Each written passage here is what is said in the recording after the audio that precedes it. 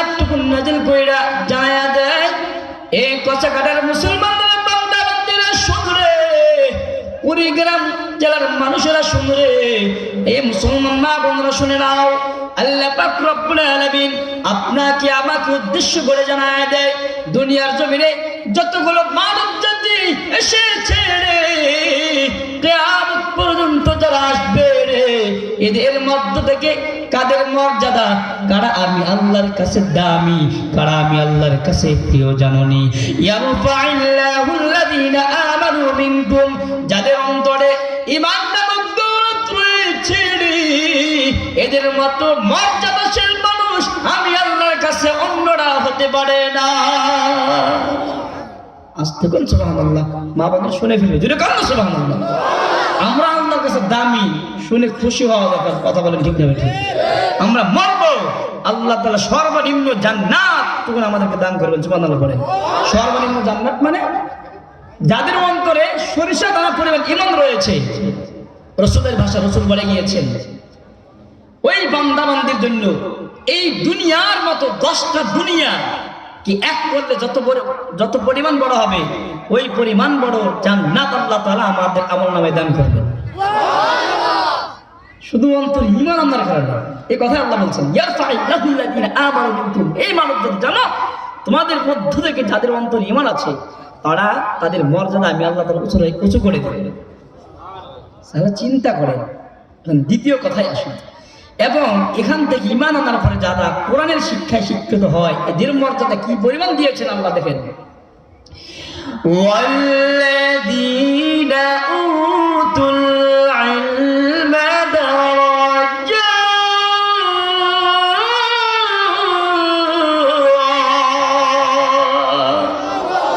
আল্লাহ পাক রব্বুল আলামিন জানায়া দেয়, এই কচাকাটার মুসলমানদের বান্দা বান্দিরা শুধরে,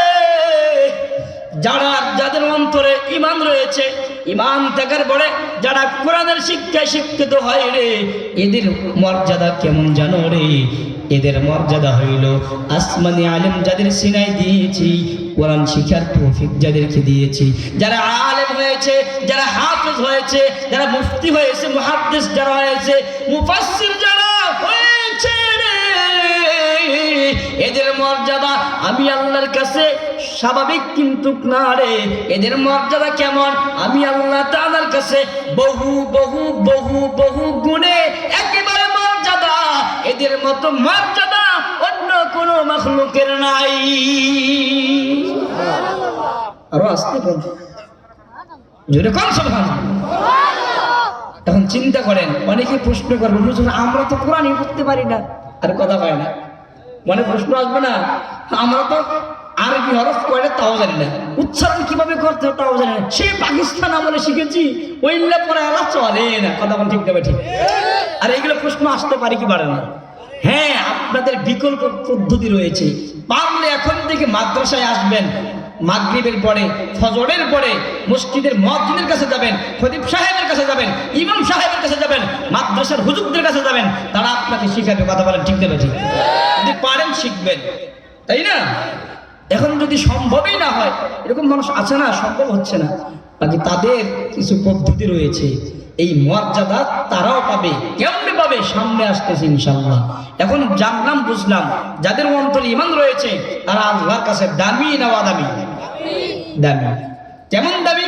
হাদিস শোনাইলাম, যাদের অন্তরে সরিষা দানা পরিমাণ ঈমান রয়েছে, হাসরের ময়দানে আমাদেরকে এই দুনিয়ার মতো 10টা দুনিয়ার সমান করে একটা জান্নাত আমাদের আমলনামায় দিয়ে দিবে, সুবহানাল্লাহ বলে। আরেকটা কথা কোরআন থেকে জানলাম, যাদেরকে আল্লাহ তাআলা কোরআনের শিক্ষায় শিক্ষিত করেছে, আসমানি ইলম তাদেরকে দিয়েছে, এদের মর্যাদা দুনিয়াতে রয়েছে, কবরে পাবে, হাসরে পাবে, ফুলসিরাতের ব্রিজ পার করায়া আল্লাহ তাআলা জান্নাতুল ফিরদাউস দান করবে, সুবহানাল্লাহ বলে। এখন কথায় আসি, দুনিয়াতে আমরা তো সবাইকে শ্রেষ্ঠ বলি, কেউ মুখের 10টা বিল্ডিং রে, কসাকাড়া বাজার 3তলা বাড়ি আছে, নাগেশ্বরী শহরে তার 10টা দোকানের মালিক সে। আমরা এদেরকে মনে হয় সফলতা ভাবি, এদেরকে মনে হয় শ্রেষ্ঠ মানুষ ভাবি। ওর তো 40 বিঘা জমি, আর এসে দুধকুম্বল নদীর পাশে তার এই 20 বিঘা ভুট্টা লাগাইছে, এর মতো কেউ ভালো মানুষ আছে? আমরা এগুলো বলি কি বলি না? আর কথা বলেন না, বলি কি বলি না? আল্লাহ রাসূল কিভাবে বলে দেখেন, ওরা শ্রেষ্ঠ না, তারা ভালো না, উৎকৃষ্ট ভালো সফলতা অর্জনকারী কারা? রাসূলের ভাষায় শুনেন, আল্লাহ নবী বলেন খায়রুকুম মান তাআল্লামাল কুরআনা ওয়া আল্লামা। এই কসাকাটার ভাই গভীর মনোযোগ দিয়ে শুনে যাও, আল্লাহর নবী সুন্দর করে জানা দেয় রে, দুনিয়ার জমিনে যাদের তিনতলা বাড়ি রয়েছে, গাড়ির মালিক হয়েছে, যাদের অর্থের অভাব নাই, সম্পদের কোনো অভাব নাই, মর্যাদার কোনো অভাব নাই, সবাই দেখলে সার সার বস বস করে ডাকে, এদের এই মর্যাদার কোনো অভাব নাই। আল্লাহর নবী বলেন এরা কখনো শ্রেষ্ঠ মানুষ হতে পারে না রে, এরা কখনো ভালো হতে পারে না, এরা কখনো দুনিয়ার জমিনে আল্লাহর কাছে ভালো হতে পারে না। কারা ভালো হয়ে যাবে? আল্লাহর নবীকে প্রশ্ন করে জানায়া দেয়, সাহাবায়ে কেরাম প্রশ্ন করে, ও আল্লাহর নবী পয়গম্বর গো, জানায়া দেন দুনিয়ার জমিনে কারা শ্রেষ্ঠ, কারা ভালো, কারা উৎকৃষ্ট, আল্লাহর কাছে কাদের মর্যাদা রয়েছে? আল্লাহর নবী জানায়া দেয় খায়রুকুম মান তাআল্লামাল কুরআনা ওয়া আল্লামা। আল্লাহর নবী সুন্দর করে জানায়া দেয় দুনিয়ার জমিনে যারা কোরআনুল কারীম যারা শিখে, কোরআনুল কারীম শিখার পরে অন্যদেরকে যারা শিখাইবে, এদের মতো শ্রেষ্ঠত্ব মানুষ, এদের মতো ভালো মানুষ, এদের মতো সফলতা অর্জনকারী মানুষ আসমানের নিচে জমিনের উপরে অন্য কেউ আর হতে পারে না। আরো আসতে কোন সুবহানাল্লাহ, জোরে কোন সুবহানাল্লাহ। আমরা যেই জায়গায় বসা রয়েছি চতুর্পাশে মাদ্রাসার দেয়াল, কতক্ষণ ঠিক যাবে ঠিক, এমনিতে এই এলাকাটা মর্যাদাশীল, এই এলাকার ভিতরে রিজিক দিচ্ছে, আসমান থেকে রিজিকের ফয়সালা করে একমাত্র এই মাদ্রাসার তালিবুল ইলমদের কোরআনুল কারীমের তেলাওয়াতের বরকতে। কথা বলেন ঠিক যাবে ঠিক? এটা বিশ্বাস হয় নাকি? বিশ্বাস হয়? তার একটা হাদিস শোনাই, কথায় কথায় চলে আসে।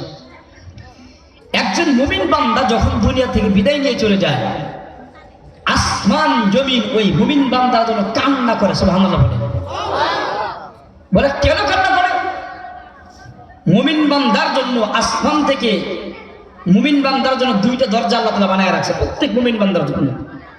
একটা দরজা দিয়ে তার দুনিয়া থেকে নেক আমল আসমান উঠে যায়, আর আসমান থেকে বা ওই মুমিন বান্দার আরেকটা দরজা রয়েছে, ওখান থেকে আল্লাহ তাআলা রিজিকের ওই দরজা দিয়ে পাঠায় দেয় দুনিয়ার জমিনে। সুবহানাল্লাহ। যখন মুমিন বান্দা দুনিয়া থেকে বিদায় নিয়ে চলে যায়, যেই দরজা দিয়ে নেক আমল উপরে ওঠে, ওই দরজাটা কান্না করে, হাই রে আজকে এই বান্দার ফজিলত থেকে আমি মাহরুম হয়ে যাব, আজকে আর এই আমার এই দরজা দিয়ে এই বান্দার আমলগুলো উপরে যাবে না। আবার যে দরজা দিয়ে রিজিক নামে ওই দরজা কান্না করতে থাকে, আজকে আমার এই পর্যন্ত শেষ, ডিউটি শেষ, এই মুমিন বান্দার ফজিলত আর পাবো না, এই দরজা দিয়ে এই বান্দা তো না রিজিক আমার এই দরজা দিয়ে যাবে না। সুবহানাল্লাহ বলেন না জোরে? তারা চিন্তা করেন, এটা আপনার আবার ফজিলত, কোরআন ওয়ালাদের বরকত, কোরআন ওয়ালাদের ফজিলত, এদের কারণে কাফের বেঈমান মুশরিকরা দুনিয়ার জমিনে রিজিক খাচ্ছে। কথা বলা ঠিক না বেঠিক? আবার আঙ্গুল ঘোড়ায় সেই নোয়াখালী, চট্টগ্রাম, সিলেট আমাদের দখলে নিয়ে যাব, আসো না, ফেরেশতারাও রেডি রয়েছে। কথা বলেন ঠিক না বেঠিক? মানব জাতির উপরে দলে দলে হিন্দুস্তানের জিহাদে মুসলমানরা তো শরীক হবেই, ফেরেশতারাও তোমাদেরকে সাইজ করার জন্য প্রস্তুত রয়েছে। কথা বলেন ঠিক না বেঠিক? এই জমিন মুসলমানের জমিন। আল্লাহ বলেন ওয়ালিল্লাহি মা ফিস সামাওয়াতি ওয়া মা ফিল আরদ, দুনিয়ার জমিনে যা কিছু রয়েছে সবকিছু আমি আল্লাহর জন্য। সুবহানাল্লাহ বলেন। আমরা মুমিন যারা রয়েছে কার জন্য? আল্লাহর জন্য। জমিন কার জন্য? সব যদি আল্লাহর হয়, আমরা যদি আল্লাহর হয়, কাফের বেঈমানরা নিজেদের দাবি করো কেমনে? কয়দিন বাহাদুরি, কয়দিন থাকবা? আল্লাহ বলেছেন রাসূলকে ফামাহিলিল কাফিরিনা আমহিলহুম রুয়াইদা, হে নবী এদেরকে একটু সুযোগ দেন, দেন সুযোগ দেন। কেন কেন? আমহিলহুম রুয়াইদা, আমি এদেরকে একটু ছাড় দিচ্ছি। চিন্তা করেছেন? এদেরকে মাস্তানি করতে দেন, মুসলমানদেরকে জবাই করতে দেন, মুসলমানদেরকে বিদায় করতে দেন, কোরআনের মাদ্রাসা বন্ধ করতে দেন। সেই ভারতে আমরা দেখতেছি আমাদের সেই বড় বড় ঐতিহাসিক মসজিদগুলোকে বুলডোজার দিয়ে ভাঙ্গে গুড়িয়ে দিচ্ছে। আমাদেরকে সুযোগ দাও, আমি যখন ধরব হিন্দুস্তানের জিহাদের মাধ্যমে সকল প্রকার নাস্তিক বেঈমান কাফের বেঈমানকে দুনিয়ার জমিন থেকে বিতাড়িত করব। আওয়াজ দিয়ে বলেন কথা ঠিক না বেঠিক? আসতে সেই দিন চুল পরিমাণ জুলুম আর মেনে নেওয়া হবে না। কথা বলেন ঠিক না বেঠিক? যতই জুলুম করো কোথায় পালিয়ে যাবা? বাহাদুরি কয়দিন তোমাদের? তোমাদের তরে আমার একটি অনুনয়, বাতিলের প্রাসাদ যেন উঁচু নাহিরা। ঠিকঠাক বলেন না একটু জোরে? তোমাদের তরে আমার একটি অনুনয়, বাতিলের প্রাসাদ যেন উঁচু নাহিরা। জালিমের প্রাসাদ যেন উঁচু নাহিরা। আমি চলে যাব হয়তো আগে, বিজয়ের পাব না কোশান। ক্লান্ত দুটি চোখ দিয়ে তোমাদের দেখব জিহাদ, সেই জিহাদে বীরের বেশে ছিনিয়ে আনিবে বিজয়। তোমাদের তরে আমার একটি অনুনয়, বাতিলের প্রাসাদ যেন উঁচু নাহিরা। জালিমের